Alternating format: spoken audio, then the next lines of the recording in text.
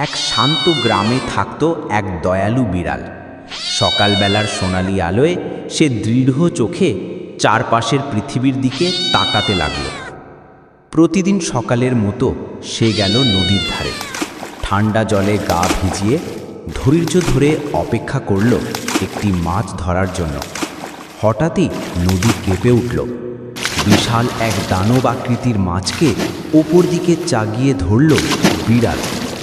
কঠিন লড়াইয়ের পর অবশেষে মাছটা ধরল সে। বড় আনন্দে সে বিশাল মাছটিকে তুলে রাখল এক কাঠের গরুর গাড়িতে। গরুর গাড়িতে করে মাছ নিয়ে যখন গ্রামের মাটির রাস্তা দিয়ে আসে, তখন গ্রামের মানুষ বিস্ময়ে তাকিয়ে রইল।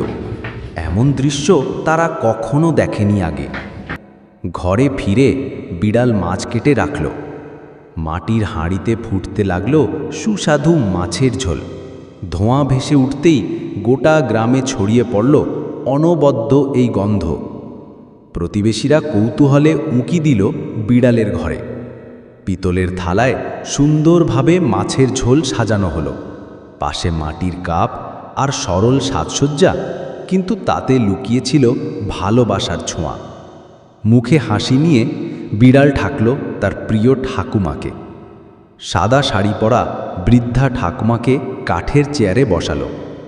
মমতায় ভরা চোখে তাকালেন ঠাকুমা নাতির মতো সেই বিড়ালের দিকে।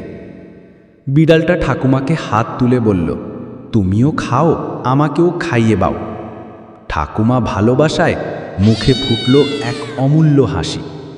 পাশে বসে বিড়াল চুপচাপ তাকিয়ে থাকল। চোখে ভরে গেল আনন্দ ঠাকুমার। সেই দিন থেকে প্রতিদিন সকালে বিড়াল মাছ ধরে, রান্না করে, ঠাকুমাকে খাওয়াতে লাগলো। এক বিড়াল আর এক ঠাকুমার জীবনে শুরু হলো ভালোবাসা আর যত্নের নতুন অভ্যাস।